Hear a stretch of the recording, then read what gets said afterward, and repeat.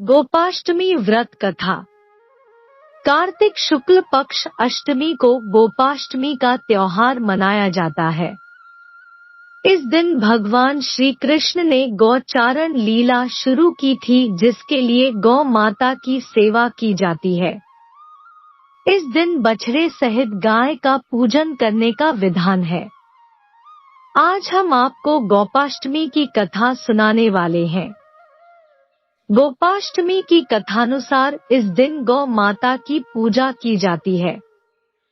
इस दिन भगवान श्री कृष्ण ने गौचारण लीला शुरू की थी। माना जाता है कि गोपाष्टमी के दिन पूरे मन से भक्ति के साथ पूजा पाठ करने से भक्तों को इच्छित फल की प्राप्ति होती है। पूजा पाठ के बाद शाम को व्रत कथा पढ़ी जाती है। व्रत कथा के बिना कोई भी व्रत अधूरा माना जाता है और पूजा का फल भी नहीं मिलता। आइए जानते हैं गोपाष्टमी की व्रत कथा। गोपाष्टमी का महत्व। गौ और ग्वालों की पूजा को समर्पित गोपाष्टमी आज मनाई जा रही है। हमारे हिंदू धर्म तथा शास्त्रों में गाय को सभी प्राणियों की माता कहा जाता है। ऐसी मान्यता है कि गाय की देह में समस्त देवी देवता वास करते हैं। माना जाता है कि जो व्यक्ति सुबह स्नान कर गौ माता को स्पर्श करता है, वह सभी प्रकार के पापों से मुक्त हो जाता है। गायों का समूह जहां बैठकर आराम से सांस लेता है, उस जगह से सभी पाप खत्म हो जाते हैं। गाय को चारा खिलाने पर बहुत पुण्य मिलता है।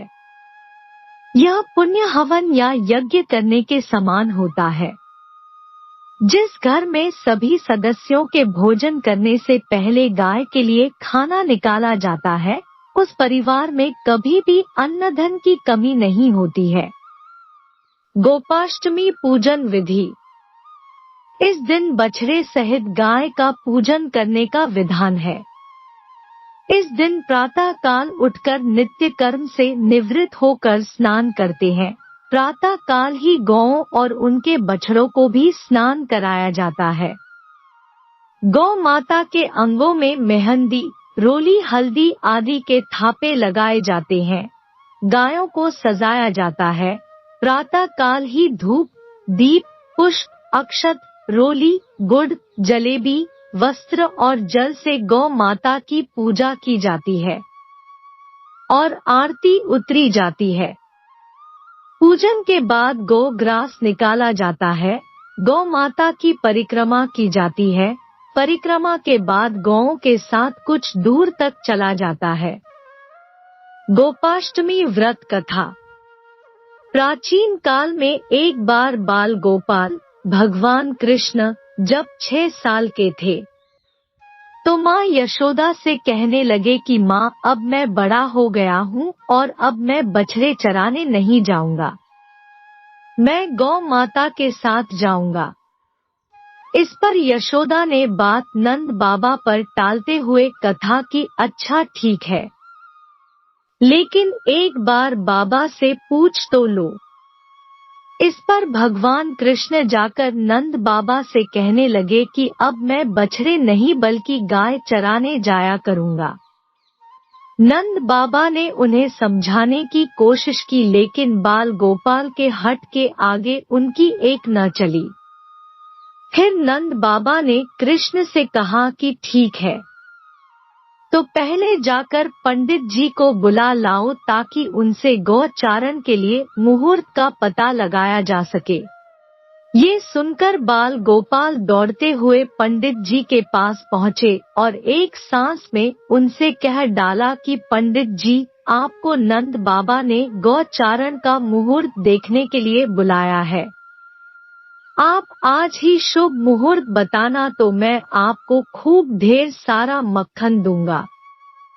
पंडित जी नंद बाबा के पास पहुँचे और पंचांग देखकर उसी दिन को गौचारण के लिए शुभ मुहूर्त बता दिया और साथ ही यह भी कह दिया कि आज के बाद से 1 साल तक गौचारण के लिए कोई भी मुहूर्त शुभ नहीं है। नंद बाबा ने पंडित जी की बात पर विचार करते हुए बाल गोपाल को गौचारण की आज्ञा दे दी। भगवान उसी दिन से गाय चराने जाने लगे। जिस दिन से बाल गोपाल ने गौचारण आरंभ किया था, उस दिन कार्तिक मास के शुक्ल पक्ष की अष्टमी थी। भगवान द्वारा उस दिन गाय चराना आरंभ करने की वजह से इसे गोपाष्टमी कहा गया। दोस्तों, वीडियो पसंद आया तो वीडियो को लाइक और शेयर करें और ऐसे ही वीडियो देखने के लिए हमारे चैनल को जरूर से जरूर सब्सक्राइब कर ले। धन्यवाद।